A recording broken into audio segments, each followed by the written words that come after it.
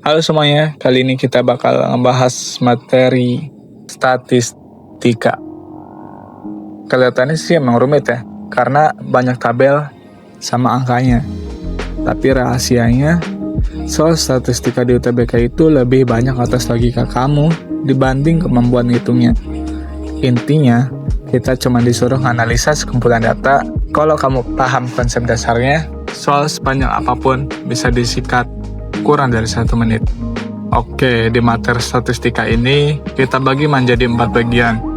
Ada mean, median dan modus, range, dan perubahan data.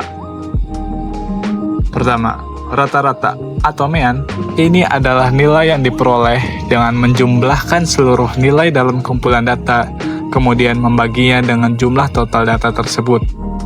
Bayangin nih, kamu lagi main Mobile Legends. Di match pertama, kamu dapat 5 kill.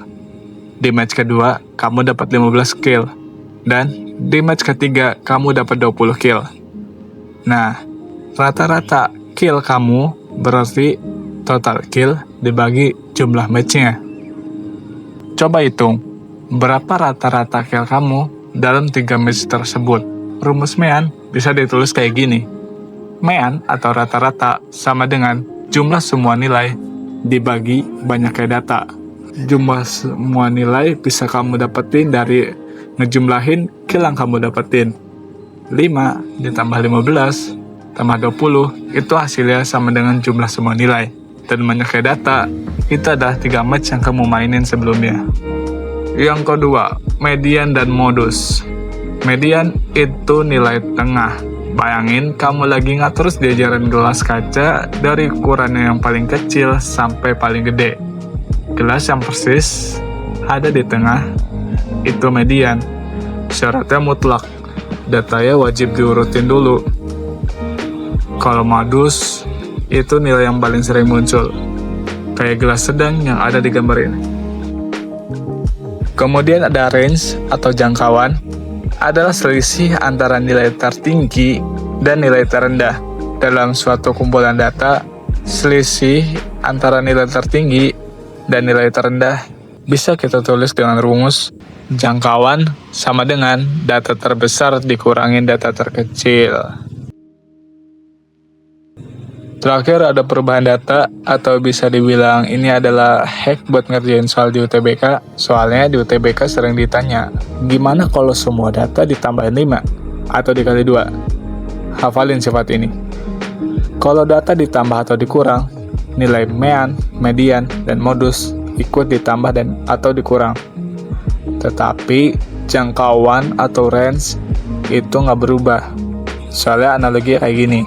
Umur kamu sama umur adik kamu itu beda 3 tahun. Sampai 10 tahun lagi pun selisih umur kalian tetap 3 kan? Yang kedua, kalau data dikali atau dibagi, semuanya ikutan dikali atau dibagi. Mau mean, median, modus, atau jangkauan, itu kena efeknya. Gimana? Logikanya masuk kan? Sekarang masuk ke sesi strategi ngerjain soal statistika. Poin 1, waspada jebakan median. Kalau soal hanya median, tangan kamu otomatis harus ngurutin data dari kecil ke besar sebelum ngapa-ngapain. Jangan langsung nunjuk yang di tengah. Yang kedua, pakai logika selisih buat rata-rata. Kalau ada satu orang keluar atau masuk kelompok, nggak usah kali-kaliin angka besar. Cek aja selisih nilainya sama rata-rata lama. Yang ketiga, jangkauan itu kebal. Kalau ada soal, semua nilai murid ditambah 10. Ingat, kalau jangkauan, nilainya nggak bakal ikutan nambah. Oke, pemanasan otak udah kelar, sekarang waktunya kita tes skill. Soal pertama, ada data engagement rate dari 5 postingan sosmed, yaitu 7, 4, 9, 4, 8. Berapa mediannya?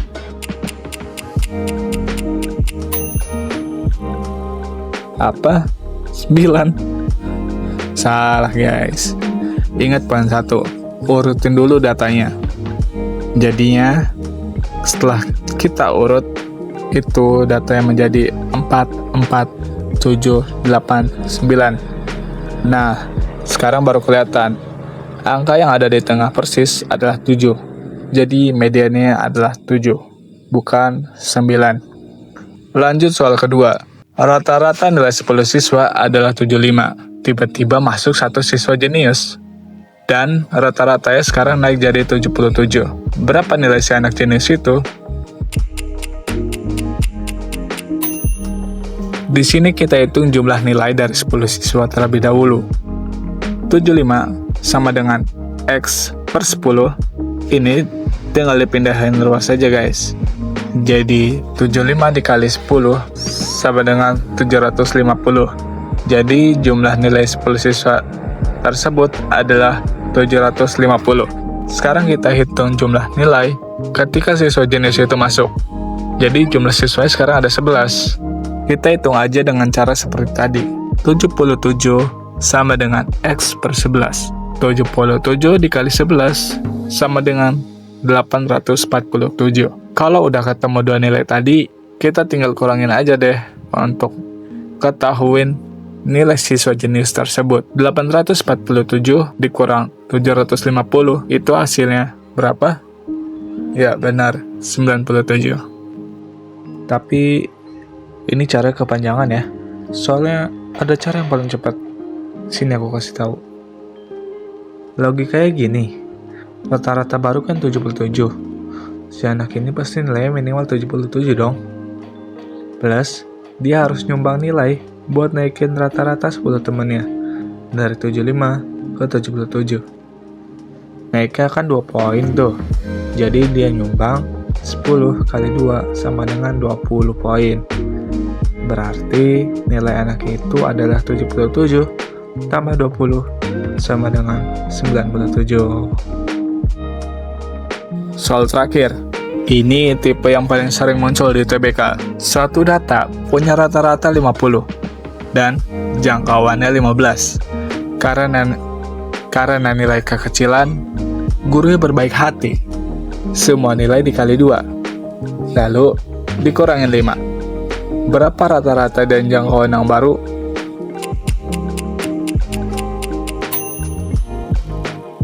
Ingat life hacks yang sebelumnya. Rata-rata itu karena semua efek, mau dikali, dibagi, dikurang, ditambah, itu kena efeknya ke rata-rata. Jadi rata-rata baru itu 50 dikali 2, terus hasilnya dikurangin 5. Udah ketemu hasilnya, yaitu 95. Kalau jangkauannya, dia kebal sama tambahan atau perkurangan. Jadi dia cuma mempan bagian yang dikali. Jadi jangkauan yang baru itu cukup 15 dikali 2. Hasilnya 30. Gampang kan kalau udah tahu caranya? Nah, sekarang kita rekap bentar ya. Inti dari statistik KPM itu 1. Haram hukumnya nyari median tanpa ngurutin data. Yang kedua, pahamin konsep keseimbangan nilai buat nyari rata-rata gabungan biar nggak buang waktu ngitung ribuan. Ketiga, ingat, jangkauan data itu kebal dari operasi penjumlahan dan pengurangan. Gimana materi hari ini? Udah makin tercerahkan? Atau malah pengen ngopi dulu biar fokus? Tonton ulang videonya kalau ada yang kelewat. Dan ingat, kunci PM itu ada di banyak-banyakin ketemu variasi soal. Jangan lupa kasih like kalau video ini ngebantu. Tetap semangat, dan sampai jumpa di materi selanjutnya.